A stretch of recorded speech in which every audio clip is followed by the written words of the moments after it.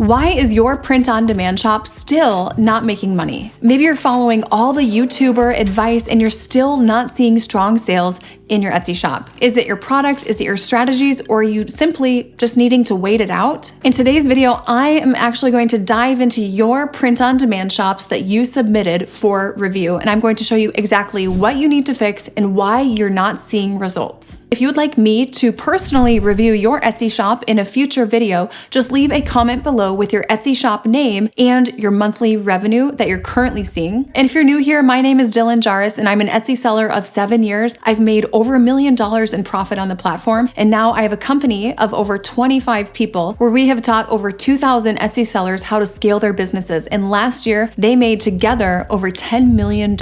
My background's corporate e-commerce and I apply all those principles to Etsy. And that's why we see very consistent results. Let's dive into the first shop that was submitted. We have Plantify & Co. And you can see this is print on demand, plant shirts, and accessories. We can read here that the shop owner loves plants and it looks like they are just, putting plants on all of these print on demand items. If you are doing print on demand, number one, do not pick a niche. This is against all the YouTuber advice I'm sure that you have been hearing. Just niche down, you'll be fine. We can see that that does not work long-term because you are very limited. So as you can see, the shop very boxed in to plants, even the shop name. Instead, what this person should be doing is looking at who are plant lovers? Who are these types of customers? What aesthetic are they drawn to? And think about what fonts and what tones are they drawn to? What we've done is taken a theme or a topic or a niche of plants and we've just made it so literal. And it's okay, plant lovers, they want to be wearing plants on everything that they have. People who love plants,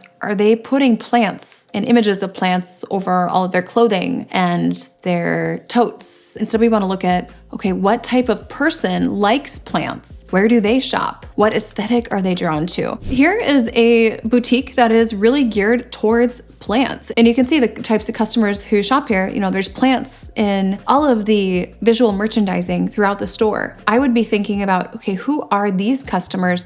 What are the patterns and prints and designs and fonts that they would be drawn to? If you zoom in, you can see, yeehaw, blush, pink and neutral, plant, palm prints, things like that. There's also different candles and tones that this type of plant lover might be drawn to. So do not pick a niche, pick a customer and serve them in as many areas of their life as possible for at least 4 to 7 years. Now we are going to look at another 2 print-on-demand shops. Now you can see this one submitted their shop. It looks like they have things for nurses, have coffee, have nurse, blessed in the mess, plant mama, school secretary, certified nursing assistant. So this is interesting. We want to be looking outside of Etsy for trends. A lot of these designs and a lot of these ideas for products you can find in YouTube videos where they, pull up designs from Everbee and they show a design like this could make $10,000 a month, and then it gets a lot of people making those designs. So what I'm seeing here is a lot of inspiration that looks like it might have come from Etsy bestsellers.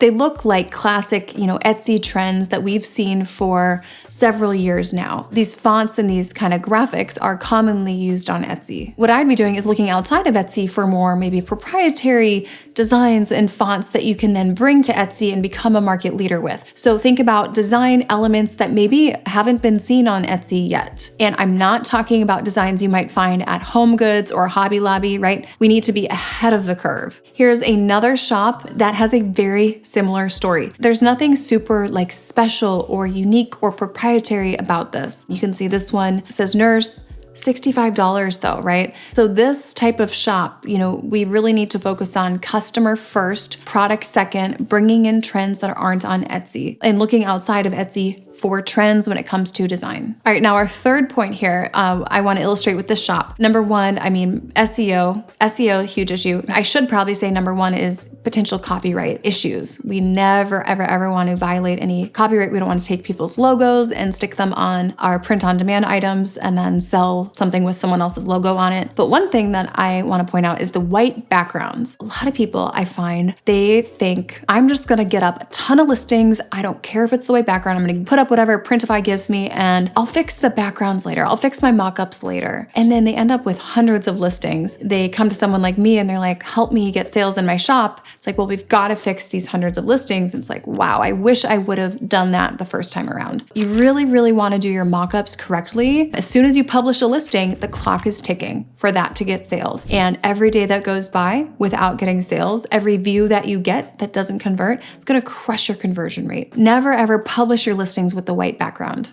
Okay, this one is very interesting. So this shop does print on demand items for people who like books. There's quite a bit that we want to fix with this shop. One of the biggest call outs that I don't see anyone talking about. We do not want to be doing more of what's not working. An illustration of this would be where they see cowboy romance girly, dark romance girly, romancy girly, romance girly, another romance girly, dark romance girly, oh my gosh, romance girly with mushrooms, right? Because someone on YouTube probably said mushrooms are trending, right? The thing is, there's no proof of concept behind these listings. We don't want to take designs that aren't selling and make iterations of them, because making more and more variations of something that's not selling, it's not going to suddenly make it start selling. Instead, we only want to do this strategy with designs that are selling, with things that have proof of concept that are working. And I like to say this to my team, sometimes we are not good enough yet to be consistent with something. A lot of people make the mistake of thinking, oh, I just need to stay consistent. I just need to get more listings up. I just need to keep doing what I'm doing. But really, if what you're doing isn't right, if it's not good enough, you need to make some strategic changes. So with this shop, we need to make some strategic changes before we go duplicating our listings, and we want to make sure that we only double down on what's working. And if you don't have anything working yet, we need to change course. With this person, I would want to change course right now before it's too late. All right, and here is another print-on-demand shop. Now with this one, you can see that they definitely are trying to create a cohesive look here. There's intentionality behind the listings. You can see they kind of created some collections and iterations of things, but it's pretty cohesive. But I do think it's starting to be cohesive with designs that aren't selling and that might not sell. Some of the designs are okay. I would be putting them on different products.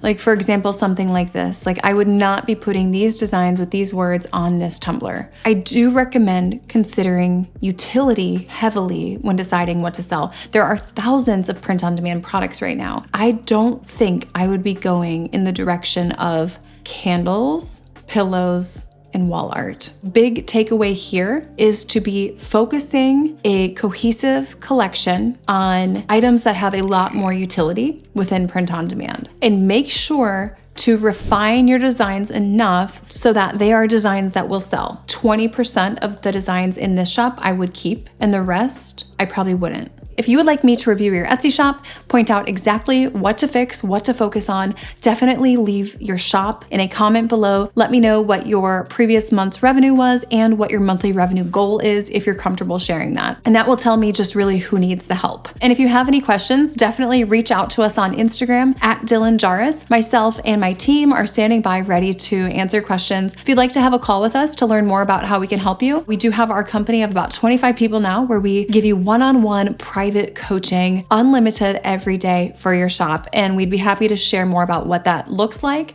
You can just schedule a call with us using the link in the description. All right, we'll see you guys in the next video. After I joined the program, I gained so much clarity. Dylan is a wealth of knowledge and she shares all of her secrets with you. That coaching aspect of it, you can't get that through reading or watching videos. So that's what makes this program really unique.